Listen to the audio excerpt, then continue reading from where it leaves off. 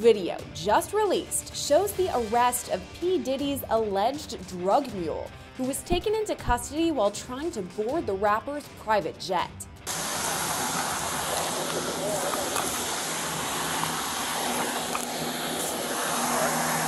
Put him in the car.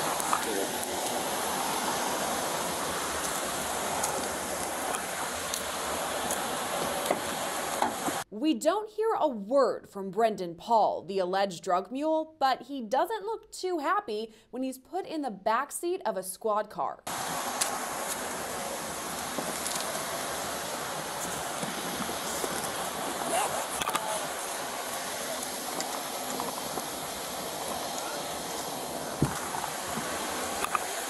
Wow, this is really big. This is really big because you're thinking about this huge mogul. Like everyone knows who Puffy is, who Diddy is, who Puff Daddy is, who Sean Combs is. No matter what his name, you know who he is. Here's everything we know so far about that alleged drug mule, Brendan Paul, and the P. Diddy case so far.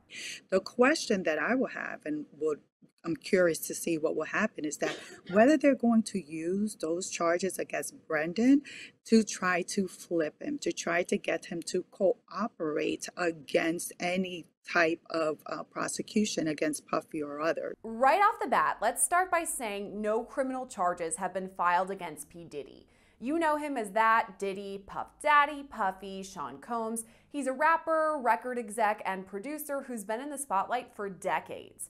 And while he doesn't have any charges against him right now, they could be on the way. We say that because two of Diddy's homes, one in Holmby Hills in California and the other on Star Island in Miami, have been raided this week by Homeland Security. We sat down with former homicide prosecutor and trial attorney Bernarda Villalona to make sense of all this. So there's a lot of bombshells that have been dropped recently, and I think the execution of the search warrant is really what's bringing so much attention to it, because we're no longer talking about civil allegations. Now we're talking about a criminal investigation, which is a completely different ballpark. Bernarda mentioned those civil lawsuits, and there's been a handful. We first reported one in November of last year when Diddy's ex-girlfriend Cassandra Ventura filed suit against him.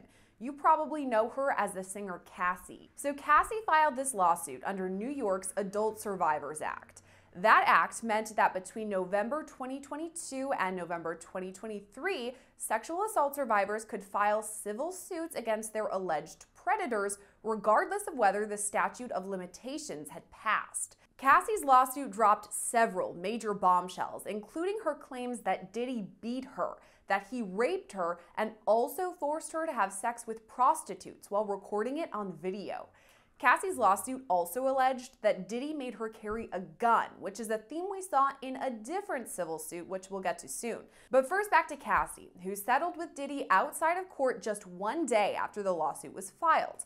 Also in November of last year, accuser Joy Dickerson-Neal filed a civil suit against Diddy in Manhattan Supreme Court. Now, according to her lawsuit, Diddy videotaped an assault of Joy back in 1991 when she was a student at Syracuse University.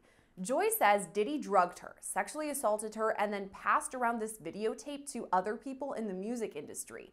At the time the lawsuit was filed, Diddy's rep called it a money grab. Things were calm for a few months until February of this year when Rodney Jones, known as Lil Rod, filed a lengthy civil suit against Diddy and several others, accusing the singer of sexual assault and dropping some major bombshells. That entire filing was just gasp-worthy. That was former prosecutor Melba Pearson, who broke down the filing with us just this week. The suit name-dropped several celebrities, from Jennifer Lopez and Prince Harry to Cuba Gooding Jr., who Lil Rod accused of unwanted sexual touching while on Diddy's yacht. I'm getting the feeling where there's smoke, there's fire, right? Because now we have two different instances where you're accused of the same type of behavior, years apart. I think there's something there. And I don't know that Cuba Gooding Jr. is going to escape from that one, because he already saw definitely people moving away from him within Hollywood circles and other circles once those first sexual assault allegations came out. So at this point, I don't think he's going to get away with it a second time. As for J-Lo, the suit claimed that Diddy required her to carry an illegal gun that was used in a 1999 shooting at a New York nightclub. The fact fact that she's named as somebody who was carrying a weapon, could that be incriminating for Jennifer Lopez? It can be, but with a huge caveat, right? If I'm not mistaken, that shooting did not result in a death. I know that somebody was harmed, but I don't believe anyone was killed. Because of that, you have the statute of limitations to deal with, which is basically a prolonged amount of a certain amount of time that a prosecutor has to be able to bring charges against someone. And it varies from state to state. But the one thing is consistent is that there is no statute of limitations on murder. So if P. Diddy had actually killed this person or the person died as a result of their injuries, now J-Lo could be brought into the mix as a co-defendant because of the fact that the person has passed away. But if the person is alive, and maybe they had serious injuries or whatever the case may be, statute of limitations would run. And it is highly likely at this juncture that statute of limitations have expired. Therefore, she does not have any criminal liability. But the reputational damage might be a different story because now she's branding herself as something very different than who she was back then. Back then, she was very much Jenny from the block. She was, dating a variety of hip hop artists. She was very much in that world. Now she's married to Ben Affleck. She's trying to, portray herself in a different manner. So now her past is going to come back to haunt her. And we don't know what that's going to mean for her future in terms of movie deals, music deals, or anything like that. So I think for her, it might be more reputational damage than criminal liability. The same can be said for Prince Harry, who was casually mentioned in the lawsuit. His name only comes up once, and it's almost an afterthought. The court doc reads, quote, Mr. Combs was known for throwing the best parties. Affiliation with and or sponsorship of Mr. Combs' sex trafficking parties garnered legitimacy and access to celebrities such as famous athletes, political figures, artists, musicians, and international dignitaries like British Royal Prince Harry. Why even name Prince Harry? There's no allegations against him or anything, but why bring him up? I think it may have been a move to bring more credibility to the filing and say that, basically he being Diddy, was using his fame, fortune, and influence to insulate himself. So he was able to legitimize some of the activities he was doing by having these lavish parties, bringing all these A-list celebrities, but somewhere in a back room or somewhere in another wing, horrible things were happening. So the fact that Prince Harry was there does not necessarily mean he was participating in what was happening. And just because you were at a party doesn't mean you know what's happening in every inch of the house. I mean, if you think about it, if the party's being thrown in a mansion, there are various floors and wings. So it is completely possible that he was there and did not participate. Now, if you had said Prince Andrew, especially as a result of the allegations that came out in connection with the Epstein case, that they were close and that they traveled together, and there was a person that alleged that he had sexually assaulted her while she was underage, that would be a different story. But Prince Harry and the way that it was mentioned seemed to be very, again, just sort of trying to bring legitimacy and talk about these were the people that Diddy surrounded himself by to protect himself. In this specific lawsuit, Lil Rod lists more than 10 plaintiffs, but includes additional names, like that of Brendan Paul, who's listed as Diddy's mule, who allegedly, quote, acquires and distributes Mr. Combs' drugs and guns. On Monday, Paul was reportedly arrested at the airport in Miami while trying to board Diddy's private jet. Florida officers were working with Homeland Security and Customs when they found drugs in his bag. These drugs were tested, and the results led to his arrest. He was booked for cocaine and controlled substance possession. So far, Brendan has only been arrested for possession of a controlled substance, and this is for the narcotics that they recovered, I believe, in one of his bags that was on the airplane where he was stopped in the airport, Miami airport, on Monday. So they haven't linked that to Puffy at all. As of now, it's just for the simple possession, which is still a felony. The question that I will have and would I'm curious to see what will happen is that whether they're going to use those charges against Brendan to try to flip him, to try to get him to cooperate against any type of prosecution against Puffy or others. All of this means Brendan Paul is facing felonies in Florida and could even face more charges in the future. I mean, a felony, you can still do jail time. So it's still a serious matter. It's still a serious charge because you can do jail time having to deal with felony possession of narcotics. But just because he just got charged with those 2 counts, it doesn't mean that in the future he's not going to be charged with several other counts. It all depends where this investigation leads. But again, if I were Puffy, if I were anyone that were associated with Brendan Paul, I would be nervous because it's possible that he can cooperate in order to avoid any jail time and actually sing on other people. You talked about him flipping or working with prosecutors, investigators, and giving more details. What would all of that look like behind the scenes? Ooh, well, it's something that we're not supposed to know about, but given that I used to be a prosecutor for 16 years, when it comes to cooperating, well, number one, he has to be willing to cooperate. And that's going to be a conversation between the prosecutors and his attorneys will talk to Brendan to see whether that's an avenue they want to take. I mean, personally, depending on how much exposure he has in terms of jail or how much exposure he has about pending other charges that can come about this entire investigation, it may be a question where he's like, it's not worth it for him to cooperate because he'll be scared of any backlash. He'll be scared of being blacklisted in the industry, and he'll just be scared in general that he'll be known as a person that cooperated against Puffy. But this is a conversation that he needs to have with his attorney, and also for the prosecutors to determine whether they're even willing to offer any type of cooperation deal to Mr. Paul.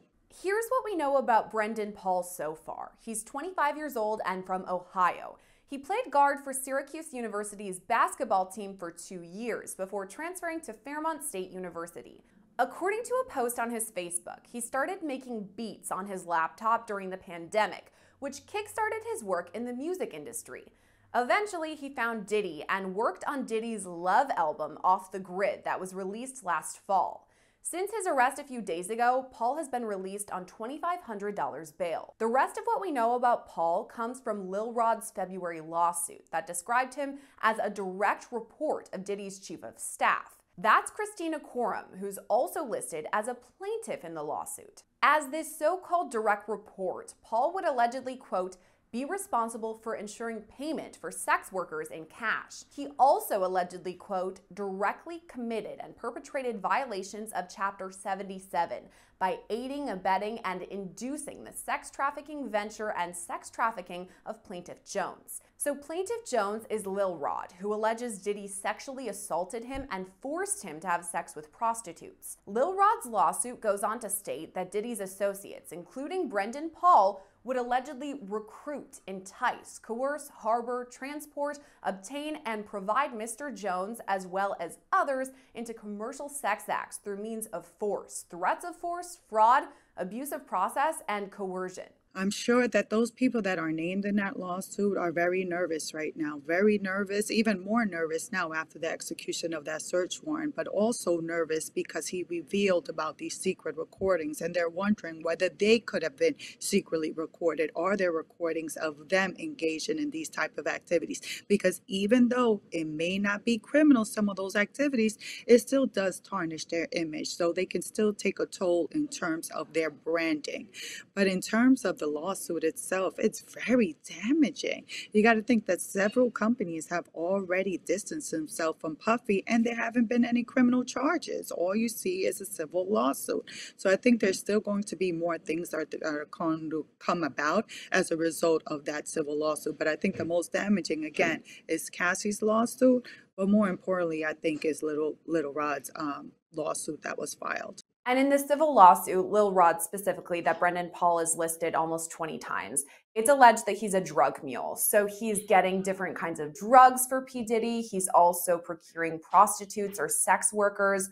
So if this is eventually investigated and prosecutors determine that there's enough to charge him, what sort of charges would he face? Well, what you can see from the civil lawsuit, that is possible that Little Rod would be serving as a witness in any criminal prosecution having to deal with Brendan Paul and him being a drug mule. And where you're talking about him being a drug mule, he is facing significant jail time. First off, anything over a day or 2 days or even a month for someone who's never been arrested is significant jail time. But I see Little Rod being one of the main witnesses if Brendan Paul were to be arrested for drug trafficking, because he's saying that he has direct knowledge and photographs that he can authenticate of Brendan Paul being in possession of narcotics in these parties or these gatherings that Puffy was having. To be very clear, Brendan Paul doesn't face those criminal charges, only the controlled substance charges out of Florida.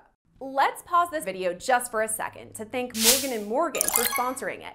I mean, I think it's pretty clear from the body cameras we cover, it's not always safe out there. And when you're hurt, it can be pretty confusing and even scary if you don't know where to turn. Well, Morgan & Morgan is the largest injury law firm in America. And at a time when you already have a lot to think about, they make it super easy for you. They have completely modernized the process because you submit your claim, sign contracts, upload documents, and talk to your whole legal team all on your phone. That's it. An attorney will review your case in just 8 clicks. Also, they have 4,000 support staff that can help you too, which is amazing to think about. And in terms of price, well, you only pay them if you win. There's no upfront fee. So if you're injured and want to join the over 3 million people that call them every year, you can submit a claim at www.forthepeople.com/LCBodyCam or by dialing #LAW. That's #529 on your phone. So we have his specific charges that he's facing for possession of these controlled substances. Are the investigators in that case then working with the federal investigators about this ongoing investigation into P. Diddy? Well, more than likely that the federal investigators, of course, are going to get the documents and anything related to this arrest because they want to see if they're able to connect this to their bigger investigation. Again, we keep on saying that the investigation is into Puffy. We don't have direct knowledge that it is. Of course, that will make an emphasis because his homes were searched, but we believe that what they're wanting to do is do further investigation with law enforcement, the Florida case, to see if there's a way that they can tie his arrest to Puffy. But as of now, there has been no link between his arrest on Monday and to Puffy. Other people listed in the lawsuits or who are close with Diddy haven't been arrested or charged either, but it's possible they could face future charges. We've talked a lot about Diddy's associates because there are several people who are listed in multiple of these lawsuits. He's known to have friends who are with him a lot, almost like an entourage. If I'm one of those people right now, and I know that there has been a search warrant executed, that Brendan Paul has been arrested, what sort of steps should I be taking or what is running through my mind? Girl, what they need to do is get an attorney immediately, and not just any attorney, but a criminal defense attorney with trial experience to know how to manage an investigation, how to manage what the next steps would be, how to manage to try to be proactive in trying to avoid charges being brought against their client or to try to minimize their exposure. But I think they should be preparing that there may be called in at least for questioning or to be interviewed by law enforcement. So they should be preparing for that. Is it possible that we could also hear from other associates who knew Diddy very well and have seen some of these interactions? Absolutely. You got to think with law enforcement, the U.S. Attorney's Office, even with the District Attorney's Office, that they can issue subpoenas. And issuing subpoenas to these people will require them to appear either before a grand jury or before a court to appear to be interviewed. That doesn't mean that they will appear. It doesn't mean that when they do appear, they'll be giving information, but at least that they will be required to appear. So what would be interesting is whether, if there's a grand jury presentation, is whether any of these individuals will be required to appear before the grand jury to give any type of testimony. But again, the most important part of what they should do is to get a defense attorney to be able to guide them through this process, because you don't want to give conflicted information to a U.S. Attorney's Office or to law enforcement and later on be prosecuted for giving that misinformation. But without any current charges, Diddy is free to do what he pleases, and that includes leaving the country. And we know that when Brendan Paul was being arrested, it was as he was boarding P. Diddy's private jet. They were planning to fly away, go wherever. Is it possible, because Diddy hasn't faced any charges or anything, that he could just leave the country? Absolutely. There's nothing holding him here. He hasn't been arrested. His passport hasn't been taken. So he's free to leave the country. He can leave the continent. He can do what he wants because there is no criminal arrest. If there's an arrest, then the judge will set certain parameters as to where and when he can travel. And if he can travel, whether he needs to get permission from the court. But for now, he's free to leave as he wishes. In the end, it's likely the lawsuits against Diddy that led to his homes being searched in the first place. And we've talked about these civil lawsuits, now potential criminal charges against him. Is it possible that this criminal investigation wouldn't have even started had it not been for these several civil lawsuits against P. Diddy? Absolutely. And I think the one that really triggered it was the lawsuit by Cassie back in November of 2023, because there are several bombshell allegations about sex trafficking inside of that lawsuit. Of course, that's a civil lawsuit. Those are only allegations, and ultimately ended up settling the very next day. However, even though it's just civil allegations, I think it led to setting up the frame for law enforcement to actually look more into it. Let's just remember, when we think about R. Kelly, what spurred the Department of Justice, the U.S. Attorney's Office, and the feds to get involved? It was the documentary Surviving R. Kelly that spurred that investigation. Here we have something similar, and it's the civil lawsuits, that being with Cassie, possibly about the other females, the 3 other lawsuits, but I don't think it was those lawsuits. I think primarily it's the one with Cassie and the one that was filed by the Male just last month, because the one with the Male specifically states that there are video recordings and there are photographs of alleged criminal activity. And I think that was enough for the Department of Justice, for the U.S. Attorney's Office, for the feds to get involved and look into it further. What sort of information or evidence would they be looking for in this investigation? Well, I think the main piece of evidence that they're looking for is video recordings or cell phones or anything having to deal with cameras, because from the civil lawsuits that have been filed, specifically the one that was filed by the Male just in February, he states that there are video recordings and that Puffy had secret cameras that were located in the different rooms inside of the home. So by law enforcement recovering those video cameras, recovering laptops, recovering cell phones, they're able to investigate and do a forensic investigation into those electronic devices and try to get additional evidence as to a crime that has taken place, which will be able to move along any criminal investigation towards possible charges. And because we don't have that affidavit, we're still not sure whether Diddy himself is who federal investigators are after. And just because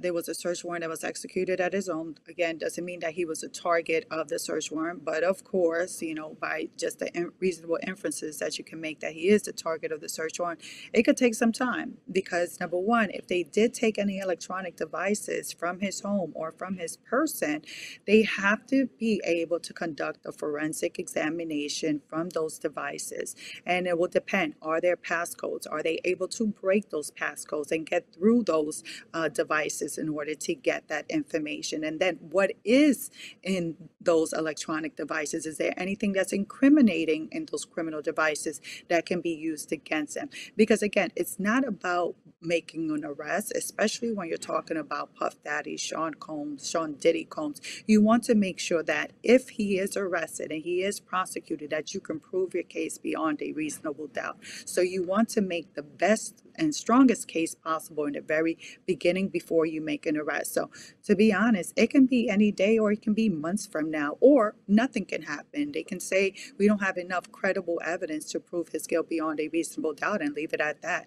Because again, a civil lawsuit is completely different than a criminal prosecution. Civil lawsuit, the burden is more likely than not. As opposed to a criminal prosecution, you have to be able to prove his guilt beyond a reasonable doubt. And you don't want to get left with egg on your face if you don't get a conviction. Yeah, it just goes to show you that even if you settle a civil lawsuit, that doesn't necessarily mean that that person can't pursue criminal charges, or that person is not allowed to cooperate with law enforcement. That's a lesson learned from this one. The biggest mistake I think Puffy made when it came to dealing with the Cassie lawsuit is that he should have settled before that complaint was filed. Because if he would have settled before that complaint was filed, then that bombshell would not have been out for the public view, for all of us to be reviewing or to put it on the U.S. Attorney's Office or law enforcement's radar. And according to Bernarda, it's going to be a while before we see any charges against Diddy, if he's ever charged at all. We're just going to have to wait and see. We just have to wait and see, because this is just going to be an ongoing story. I'm curious to see what are the next steps by the U.S. Attorney's Office, but we'll just have to wait and see. That's it.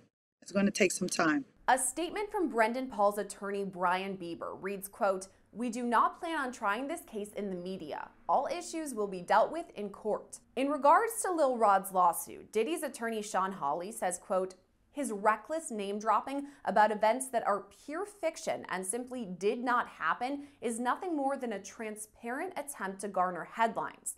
We have overwhelming, indisputable proof that his claims are complete lies. Our attempts to share this proof with Mr. Jones's attorney, Tyrone Blackburn, have been ignored, as Mr. Blackburn refuses to return our calls. We will address these outlandish allegations in court and take all appropriate action against those who make them." As far as this week's raids of Diddy's homes, his attorney Aaron Dyer released a statement on Tuesday reading, quote, "Yesterday there was a gross overuse of military-level force as search warrants were executed at Mr. Cohn's residences. There is no excuse for this excessive show of force and hostility exhibited by authorities or the way his children and employees were treated." We reached out to Lil Rod for a comment on his lawsuit and have not yet heard back. Reporting for Law&Crime, I'm Gillespie.